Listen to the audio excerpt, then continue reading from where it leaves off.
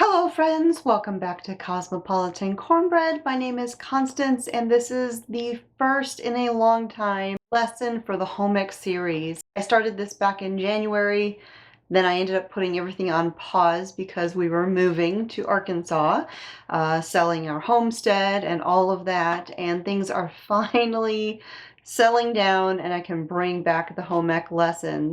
And so going forward, there should be a home ec lesson every week. Today is the last one that we're going to be doing before we actually get into cooking skills. This one is going to be talking about safety, and I went through and I jotted down notes of all the different tips that just readily came to mind on things that you want to do to be safe in the kitchen. And this list will be available in print form on my website, cosmopolitancornbread.com, and you'll be able to save this list as a PDF and print it out for future reference. So let's get started. So the very first thing that you want to do when you are cooking is, of course, wash your hands. You want to have clean hands. You want to have a clean prep surface. You want clean dishes. You want everything to be nice and clean before you even get started, because uncleanliness is the #1 way to transmit bacteria. That's how people get salmonella and other foodborne illnesses. And let me just tell you, food poisoning is not fun. So always start with clean hands. Wash with soap and water, scrub nice and good, wipe down all your surfaces, and then you can get started with the next step. And speaking of cleaning, when you are going through and you're cooking, when you're chopping up ingredients and things like that, if anything gets spilled, you always want to clean it up right away. Because if you drop food on the floor or if you spill a liquid, because you could slip and fall and you could burn yourself, you could cut yourself, depending upon what you are doing. So you always want to make sure you clean up any messes as you go. You will often see me filling up the sink with soapy water when I begin something. I don't do that all of the time, but I'll do that quite often, especially if I'm doing a recipe that takes a lot of steps and I'm going to be doing a lot of cleanup.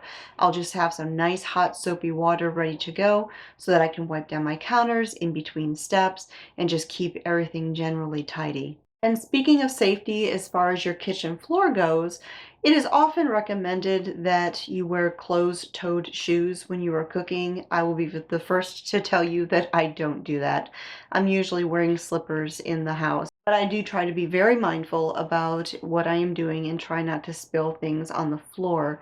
And speaking of the floor, if you have kitchen rugs in your floor, you want to make sure that they aren't going to be any sort of tripping hazard. Nowadays, you can find kitchen mats that are made to be in the kitchen and they're made to be non-slip and not go anywhere and stick nice and firmly to the floor. So just be mindful. If you've got a rug in your kitchen that slips around every time you're moving around, you might want to get something different in your kitchen. Now, of course, when cleaning up your kitchen, you may use a dish sponge, you may use dishcloths. I personally like to use dishcloths because they are easy to wash and I can use them for years and just wash them over and over again. I have lots of dishcloths and I change them out on a very regular basis. That way I can wash them, get them nice and clean, and have a fresh one all the time. I do have sponges just for scrubbing, but I don't use those very often. If, however, you like to use a sponge in your kitchen, you do want to make sure that it's not getting soured, it's not getting gross. They're really hard to clean. There are some that can be thrown in a washing machine and washed with your laundry, just like your dishcloths. I actually have a type of one that is a cloth sponge. It's a European style washcloth. You can wash them in the laundry and use them very often. I also use bamboo paper towels. They are reusable and can be washed over and over and over and over again, and then just disposed of when they just wear out. They will actually last a really long time. But if you do use a sponge and you want to sanitize it, you can dampen it and stick it in a microwave and cook it for 2 minutes and then just let it cool in the microwave so you don't burn yourself. That is a good way to kill the bacteria in sponges so that you can keep your kitchen germ-free. As you are going through and preparing a recipe, if you find yourself reaching into cabinets or drawers for ingredients or utensils, always make sure to close that so that you don't bump your head or bang your hip or anything else when you are preparing your food. When it comes time to chop ingredients for your recipes, sharp knife is a safe knife. A dull knife is a dangerous knife because it is very easy to slip when you are cutting something up with a dull knife because you have to put added pressure to cut through the ingredients. But if your knife is nice and sharp, you're going to cut easily through that and you run less of a risk of cutting yourself. So always keep your knives nice and sharp. Speaking of cutting your ingredients, when you are cutting things up, you always want to use a cutting board. It's going to protect your counter. It's going to help you more easily clean things up. And it is recommended that you use one cutting board for meats and a different cutting board for fruits and vegetables. I will be very honest with you. I do not do that. I use the same cutting boards for all of the things that I chop up for ingredients. However, if you are using the same cutting board, it's important to make sure that you clean them well and clean them every time you use them.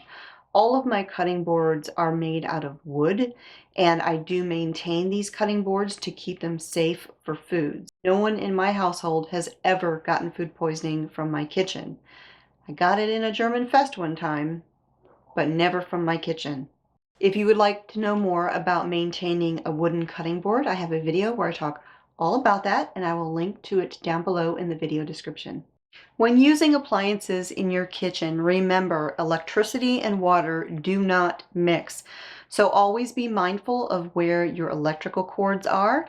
Make sure you don't have water dripped all over your kitchen counter where an electrical cord is sitting. You want to always be safe when you have electricity being used in your kitchen.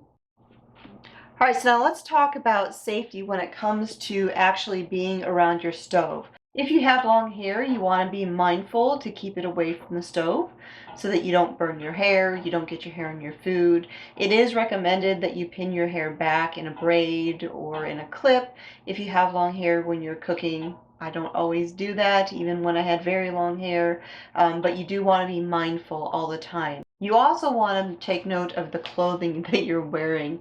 You don't want to wear things with long flowy sleeves because they may catch on pans or get into what you're cooking. And I will tell you, I have a video that I did a couple years ago where I had this really pretty top on. Had these flowy sleeves. I loved this top.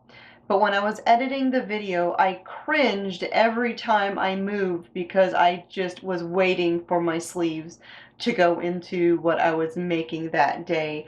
I had to be really, really careful. I kept having to lift my arm up unnaturally high to keep my sleeve from getting in there. It was a great top, but it was not suitable for the kitchen. Now, when it comes to your pots and pans, and this is a really big cast iron skillet right here, a lot of them have a handle that sticks out like this. When you place your pan or pot on the stove, you always want to make sure that the handle is turned in towards the counter and not sticking out. Because if it's sticking straight out into the walkway, you could walk past it and bump it, knock the pan off the stove, and all of the ingredients could end up all over you. So you always want to be mindful of those handles. Many of my pots and pans have very short handles. Like this one, which makes it really handy because I don't have to worry about a handle sticking out and catching on myself or my clothing or anything else. And while we're talking about handles, many handles, especially on metal skillets like this, get nearly as or just as hot as the skillet itself. So you always want to have pot holders. This one is a pot holder mitt, and then I've got these big heavy-duty pot holders in my kitchen. Always have some pot holders of some sort, whatever kind you prefer, in a handy location where you can easily grab one when you are working in your kitchen.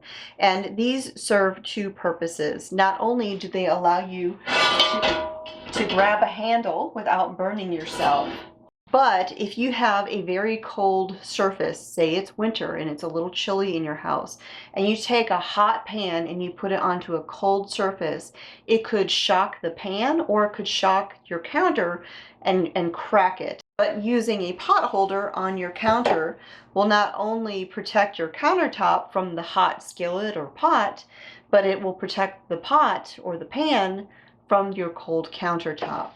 And even cast iron has been known to crack when it comes into contact with a drastically different temperature. It's not just cold surfaces, it's also cold water. You never want to put cold water into a hot pan. It can cause your pan to crack or it could warp. And I have seen that happen where someone had a hot pan. They thought it was kind of neat to put the cold water in there and watch the steam just go everywhere. And then their pan was completely warped and ruined. Now let's talk about utensils for a minute. This utensil is a pretty speckled enamelware one, but it is metal. This one has a wooden handle. Now if you are stirring something for a very long time, a wooden handle is going to stay nice and cool, whereas a metal one may begin to get a little bit on the warm side, depending upon how long you have it in the hot food, because it being metal, that heat is going to conduct from the base of the spoon up into the handle. You just want to make note of that if you are using a metal utensil to stir or cook your food. And you never want to just leave a utensil in a skillet or a pot and walk away. For two reasons. Number one, it could get really, really hot and you may burn yourself when you grab it. But secondly, it's a hazard. You could walk by, catch that with your clothes, and sling hot liquid all over yourself. Now here in my kitchen, I don't have very many non-stick pans. I do have a couple though. This is one that Mr. Smith likes to use for making eggs. If you have a non-stick pan, you really don't want to use metal utensils in the non-stick, because while nowadays many non-stick pans are safe and the coating that is used to make them non-stick doesn't contain chemicals called PFAs, there's a lot of them out there that do have that in there. And when you scratch or damage the non-stick surface, that allows those chemicals to be released into your food. Using a metal utensil on that non-stick coating is more apt to cause damage as opposed to using something that is silicone or wood or plastic. Just as a side note, I would personally recommend if you've got if you have non-stick pans in your house, make sure they don't have any damage to them already, and if they do, please go ahead and replace them with something that is safer. There's a lot more options nowadays of non-stick pans that don't contain PFAs or other harmful chemicals. But once you have a non-stick pan get damaged, it's time for it to go and get a new one. Another safety tip in the kitchen in regards to pots and pans is about the lid itself. When you've been cooking something and the lid has been on there, there's going to be all sorts of steam that has gathered up inside there. And when you lift up that handle, if it's all metal, make sure you use a pot handle. You want to lift it up and tilt it away from you. Because if you lift it up and tilt it towards you, all of that hot steam and air is going to come towards your face and you may burn yourself. So when you lift it up, you want to lift it up away from your face and away from your arm, depending on how big your pot is. Tilt it away to release the steam away from your body so that you don't burn yourself. Because it may just be steam, but it is just as hot as the contents in the pan or pot. And then the final thing that I want to talk to you about today is fire safety. It's very important not only to know how to prevent fires, but also how to put one out. Whether you are using a gas stove or an electric stove, that stove eye or burner can cause a fire. So you want to be mindful of pot holders when you set them down on the counter. Make sure they're not too close to that stove burner. That is another reason you don't want clothing that is too loose. You don't want it to go into the flame or onto the burner element and start a fire. If you have very long hair, you could even burn it. And if you've ever smelled burnt hair, you know that is not a pleasant thing besides the danger element. Now, of course, the number one way to put out a fire, if you have one, is with a fire extinguisher. We have fire extinguishers and we keep them very handy here in the kitchen. However, if you don't have a fire extinguisher, there's two ways to quickly put out a kitchen fire. Number one is with a lid.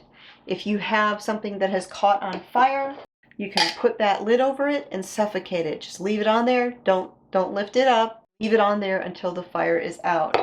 The second way is with baking soda. It's very wise to have a container of baking soda available in your kitchen, because just like with using the lid, if something catches on fire, you can take baking soda and dump it over the top of that fire to put it out. Both using the lid and the baking soda put the fire out by suffocating it, because fires, of course, have to have oxygen to be able to burn. What you don't want to do if you have a fire in your kitchen is to ever spray it with water, especially if it is a grease fire, because all that will do is cause the grease to spread and make the surface that's on fire even bigger. All right, so that is it. That is the lesson on kitchen safety. There are more tips that we will come across as we are doing the lessons, and I will just share about those as we go. Again, you will find a printable version of this on my website. You will find a link to that in the video description down below. Thanks for joining me here again in the Homestead Kitchen. My name is Constance from Cosmopolitan Cornbread, and I'll talk to y'all next time.